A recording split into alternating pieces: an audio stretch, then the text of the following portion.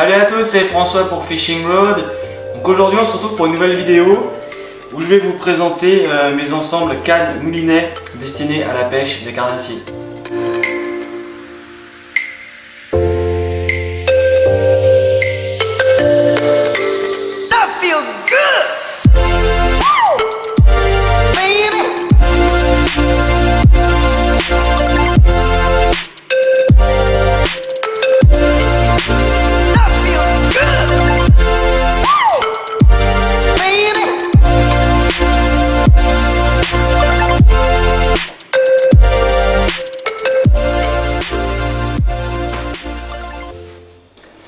Mais avant de vous présenter mes ensembles, je vais vous expliquer la différence entre la puissance de la canne et l'action de la canne. Donc la puissance de la canne, ça va être le grammage que la canne peut lancer. Donc ça part de ultra light jusqu'à extra heavy. Donc en fait, ultra light, ça va être des puissances de canne entre 1,5 g, 2,5 g, vraiment des cannes plus destinées à la truite et aux insectes. Ensuite, on va passer aux cannes light, elles qui vont être comprises entre 5 et 10 grammes, voilà, 3, 12, voilà, des choses comme ça. Ensuite, medium light, ça c'est des cannes qui vont être plus entre 5 20 grammes. Ensuite, medium avec une puissance de 10-30 grammes à peu près en moyenne. Ensuite, medium heavy entre 15-50 grammes. Ensuite, heavy entre 20 et 60 grammes. Et ensuite extra heavy qui est au-dessus de 80 grammes. Ensuite il va y avoir l'action de la canne. L'action de la canne c'est quoi? C'est tout simplement comment travaille le blanc de la canne lors de lancer ou lors de la capture d'un poisson. En fait cette courbure de canne va permettre d'être utilisée sur différents types de leurres. Donc ça va aller de extra fast, donc c'est vraiment une action de pointe qui elle va être utilisée principalement sur les leurres souples. Parce que quand on pêche sur leurre souple, il faut vraiment avoir la moindre information dans la canne immédiatement. Lors de touche par exemple, à la descente des leurres doit être tout de suite retransmise dans le blanc de la canne. Donc une action vraiment fast, extra fast, va tout de suite résonner dans la canne et on va pouvoir avoir un ferrage efficace et assurer ses prises. Ensuite on va avoir les actions moderate. Donc moderate, la canne va travailler sur le premier tiers du blanc. Ça va permettre d'avoir une action quand même assez vive, mais d'avoir une vraie souplesse pour amortir les coups de tête des poissons et surtout être utilisé avec des leurres qui ont un tiron d'eau assez fort quand même, notamment sur les jerkbait et spinnerbait. Donc ça va vraiment permettre d'éviter d'avoir trop de vibrations dans les bras. Ça va vous permettre d'animer les leurres dures avec une bonne sensibilité et assez facilement. Ensuite, dernière action, l'action slow. Donc dit les cannes paraboliques qui vont vraiment plier elles entièrement sur elles-mêmes. Donc ces cannes vont être utilisées lors d'utilisation de crankbait et de lipless. C'est vraiment des leurres qui ont un maximum de tirant d'eau. Ça fait énormément de vibrations dans la canne. La particularité de la pêche en cranking, ça va être qu'il va falloir attendre que le poisson engobe le leurre entièrement, puis se retourne pour ensuite ici faire un ferrage efficace pour que le leurre soit pris vraiment sur le côté de la bouche des poissons. L'autre utilité de ces cannes slow, ça va être d'éviter d'arracher la gueule des poissons, notamment sur les black bass et les perches qui ont vraiment des gueules plutôt fines. Donc si on pêche avec des cannes d'action fast, ce qui peut être très bien aussi, voilà, il faut vraiment travailler un maximum le poisson et éviter de l'extraire brutalement pour éviter tout simplement de lui arracher la gueule. Donc maintenant on va passer à la présentation de mes ensembles, en commençant avec les ensembles les plus légers jusqu'aux ensembles les plus puissants. Donc on va commencer avec cette canne, cet ensemble que vous avez vu dans les précédentes vidéos. Il s'agit de la Peson et Michel Instinct eau vive en 3-10 grammes. Donc celle-ci elle est équipée d'un moulinet Shimano Stradic en taille 1000 et elle est garnie de nylon en 18 centièmes. Donc cette canne elle me sert principalement pour la pêche de la truite et elle est vraiment entièrement destinée à la pêche de la truite. Donc ça va être une action, comme je vous le disais, un petit peu entre moderate et fast. Si vous voyez l'action de la canne, je vais essayer de vous faire voir. Vous voyez, elle plie plus ou moins sur le premier tiers, mais elle a quand même une action qui revient en pointe comme ça. Donc c'est un petit peu particulier, mais honnêtement c'est vraiment très sympa à pêcher, notamment sur les truites qui donnent des forts coups de tête. Donc là l'utilisation du nylon est quand même plus ou moins obligatoire. On entend souvent dire que le nylon c'est mou, on sent pas les touches. Je vous avoue, j'avais un peu d'a priori au début, moi, quand j'ai dû choisir un nylon. Je me suis dit non, une tresse quand même ça va être mieux, je pensais que ça allait être vraiment tout mou. Et honnêtement pas spécialement. En tout cas ce nylon là, je suis vraiment très content. Donc c'est le Nylon Trout de chez YGK. Et honnêtement je suis vraiment pas déçu. On sent vraiment très bien les touches. Je m'attendais à un truc vraiment tout mou. On se fait des fois un petit peu des idées sur le nylon. Mais honnêtement dans certaines circonstances, ça peut être vraiment un allié indispensable pour certaines pêches, comme là la pêche de la truite. Donc cet ensemble c'est une nouveauté depuis cette année, vu que vous l'avez vu dans les précédentes vidéos. Je me suis mis à la pêche de la truite avec des résultats quand même plutôt corrects pour une découverte. Je me suis vraiment fait plaisir. Cette canne elle est vraiment très sensible, elle a une action vraiment parfaite, une précision de lancer absolument géniale. Je me suis vraiment régalé jusqu'ici. Elle est parfaite pour les poissons nageurs, les cuillères, étant donné que l'action est un petit peu entre deux. Elle est quand même assez polyvalente et à l'aise dans un peu toutes les circonstances. La longueur de cette canne, je vous l'ai pas dit, elle fait 1,90 m. Donc moi je trouvais que cette longueur était vraiment parfaite pour le style de pêche que je voulais pratiquer, sachant que j'allais pêcher principalement en petite moyenne rivière, donc j'aurais pu encore descendre en taille de canne, mais cette canne va aussi me servir, je pense, cet été pour pêcher perche et chevenne aux petits poppers et stickbait, éventuellement aussi à l'insecte. Je pense que c'est le style de canne qui devrait très bien s'en sortir. À la base j'aurais bien aimé la garnir de tresse, mais vu que la pêche au popper et au stickbait on a tendance à ferrer beaucoup trop tôt et enlever le leurre de la gueule des poissons, je pense que je vais la laisser en 18 centièmes, c'est assez discret. Je verrai à l'utilisation éventuellement, et si ça ne me convient pas, peut-être que je passerai en tresse. Donc cette canne vaut aux alentours des 120 €. Moi j'ai dû la toucher en promotion dans les 90 € à peu près. Et le Shimano Stradic a une valeur d'à peu près 200 € environ. Autre ensemble en spinning de chez Daiwa, il s'agit de cet ensemble. Cette canne, c'est une Daiwa Power Mesh avec une puissance de 5,14 grammes, une longueur de 2,01 m et une action plutôt fast de pointe. Donc vous me direz, il n'est pas très différent de l'autre ensemble, mais ce style de canne là est plus destiné pour la pêche de perche, chevenne, cendre. À la base cet ensemble, je l'avais acheté tout simplement pour ma copine qui débutait à la pêche au leurre et qui voulait me suivre. Donc je lui ai trouvé un petit ensemble plutôt sympa pour débuter, surtout pour les pêches de la perche qui sont quand même le poisson qu'on cherche le plus quand on débute la pêche. Mais aujourd'hui cet ensemble il me sert principalement pour la pêche en drop shot. Quand je suis en bateau, je l'ai directement sous la main, pas besoin de faire de nœuds, de couper, de faire des raccordements de bas de ligne, elle est prête à pêcher directement. Donc le moulinet c'est un Shimano Exige 2500 FC, donc il commence à dater un peu celui-là, il en a vu vraiment toutes les couleurs, il a vu tout de perche, chevenne, brochet, silure. Il commence à être un peu fatigué mais il fait toujours très bien le travail.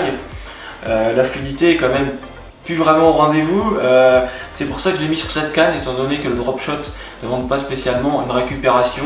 On va plus travailler avec l'animation de la canne et vraiment l'animation du leurre en action de pointe. Donc une action fast pour ce style de pêche, c'est vraiment bien, c'est vraiment ce qu'il faut pour ressentir les touches assez subtiles. Donc ensemble plutôt sympa, avec vraiment une très bonne sensibilité, et elle a quand même une bonne petite réserve de puissance sous la poignée. Donc la Power Mesh vaut à peu près aux alentours des 130 €, et le moulinet à l'époque il me semblait que c'était aux alentours d'une centaine d'euros. Autre ensemble, toujours chez Daiwa, comme vous aurez pu le voir je suis plutôt très attaché à cette marque là. Il s'agit de cet ensemble, donc un ensemble casting. Donc cette canne c'est la Tatula 602 MB. Donc elle fait une longueur de 1,83 m avec une puissance de 7,21 g. L'action de cette canne, c'est une action vraiment extra fast. Voilà, elle a vraiment une action de pointe très raide. Elle permet notamment d'aller vraiment chercher les poissons dans les covers, notamment le bass. D'aller vraiment chercher une basse et vraiment de pouvoir l'extraire sans forcément qu'il atteigne tout de suite des obstacles. Voilà, comme je vous l'ai dit tout à l'heure, les extraire avec quand même avec délicatesse, mais ça permet d'éviter que voilà, le poisson parte plein de balles dans des branchages et que derrière voilà, le poisson se retrouve accroché dans une souche. Là-dessus, forcément, il me fallait un moulinet quand même en cohérence avec cette canne. Donc j'ai choisi la Bougarcia Revo STX. Donc un très bon moulinet, vraiment très fluide, avec des lancers vraiment très précis. Donc moi, cette canne, je l'utilise même d'ailleurs à tort pour la verticale en bateau ou en flotte tube. Du fait qu'elle soit assez courte, on est vraiment très à l'aise en bateau. Ça évite vraiment voilà, de se casser le poignet, tenir des cannes trop longues. Elle est vraiment extrêmement légère et vraiment extrêmement agréable en main. Elle a une résonance vraiment géniale, extraordinaire. Vraiment même sur des petits poissons, des petits cendres cet hiver. Je me suis vraiment régalé. La moindre touche, c'est vraiment une poignée de châtaigne sur ce style de canne là. Celle-ci, elle a des anneaux plus ou moins micro-guides qui permettent vraiment de ressentir la moindre touche. Ça permet vraiment d'avoir une sensibilité encore accrue. Mais c'est voilà, vraiment un petit bijou, je suis vraiment très fan de cette canne. Je vais essayer cette année de l'utiliser un peu plus hors vertical. C'est vrai que voilà, le casting, j'ai pas forcément adhéré tout de suite, j'ai peut-être pas eu forcément les bons outils, mais que ce soit une très bonne canne. Je ne me suis pas assez attardé et j'ai pas assez pêché en casting. Donc cette année je vais essayer de la ressortir un peu. Il faut savoir que les cannes casting ont quand même une précision de lancer supérieure à des spinning. En spinning c'est très compliqué d'avoir des lancers précis, on n'a rien pour retenir le fil, donc voilà, vraiment faire des posés très précis, ça demande vraiment beaucoup d'entraînement et une habitude avec sa canne. Donc cette canne vaut aux alentours des 160 €, et honnêtement elle a les qualités d'une canne très haut de gamme. Donc pour le prix vous avez vraiment une canne extraordinaire. Donc vraiment pas déçu de ce modèle, et le Revo STX vaut aux alentours des 200 €. Donc vous voyez tout de suite ça monte pas mal en prix, malgré voilà, sur les autres moulinets j'ai vraiment pris des moulinets haut de gamme, mais honnêtement en spinning on peut s'en sortir aujourd'hui avec un moulinet milieu de gamme aux alentours d'une centaine d'euros qui se débrouille vraiment très bien. En casting on va tourner quand même beaucoup plus aux alentours des 150-200 € pour avoir vraiment quelque chose de parfait. Si vous voulez vraiment éviter les perruques et les choses comme ça, faut vraiment investir dans un bon moulinet. Donc ce moulinet il est garni d'une tresse Varivas en 10 centièmes. Donc 10 centièmes pour la verticale, j'ai choisi ce diamètre de tresse là pour vraiment fendre l'eau et avoir une sensibilité encore accrue sur les touches. Le bas de ligne fluorocarbone ici je suis en 25 centièmes. Je pense que je vais quand même redescendre un peu plus encore l'année prochaine, éventuellement peut-être baisser jusqu'à 20 centièmes, peut-être un petit peu plus, mais pour avoir encore un maximum de discrétion. Nouvel ensemble encore et toujours chez Daiwa. Donc Daiwa, vous aurez pu le remarquer, une marque vraiment que j'affectionne particulièrement. Je suis vraiment amoureux de cette marque, surtout principalement dans les cannes. Honnêtement je trouve qu'ils font vraiment des cannes très haut de gamme, de très bonne facture, avec souvent des anneaux Fuji de très bonne qualité, des résonances extraordinaires, des styles vraiment assez modernes avec des finitions vraiment magnifiques, donc vraiment des styles de canne que j'aime bien, avec des actions vraiment de pointe très vives, très sèches. Voilà, je peux pas forcément être objectif, je suis vraiment fan et amoureux de cette marque. Le paradoxe, c'est que toutes mes cannes Daiwa sont montées avec des moulinets Shimano. Donc comme quoi on peut varier les plaisirs. Voilà, j'étais parti sur le Hexage en 2500 qui m'a vraiment pleinement satisfait, et derrière j'ai enchaîné les modèles toujours avec la même satisfaction. Donc cette canne, vous l'avez déjà vu, c'est la Daiwa ProRex XR. Donc cette canne elle fait 2,13 m avec une puissance de 7,28 grammes, une action extra fast. Vraiment une action de pointe très sensible que j'adore chez Daiwa. C'est vraiment une canne extrêmement résonante, et honnêtement c'est comme la Tatula, elle a vraiment tout d'une canne très haut de gamme. Si vraiment vous cherchez une bonne canne spinning et casting éventuellement, après je peux pas forcément vous dire les retours sur les cannes casting, mais sur ce style de modèle de canne là, Vraiment, vous ne serez vraiment pas déçus de la qualité de la canne. Elle a une réserve de puissance absolument hallucinante. Donc malgré qu'elle ait une action fast, j'ai tapé de très jolies silures il y a un an sur cette canne. J'ai fait un silure de 1,80 m là-dessus. Donc cette canne elle a un talon quand même assez long qui permet vraiment de bien maintenir pour les combats, et honnêtement c'est ce qui m'a vraiment sauvé. Je pense que je l'ai quand même poussé un peu dans ses retranchements, mais elle s'en est vraiment sortie à la perfection. Donc vraiment une canne extrêmement solide, résistante, et qui permet vraiment de bien retenir les poissons en cas de rush. J'y ai monté le petit Shimano Rarenium CI4+, donc en taille 2500.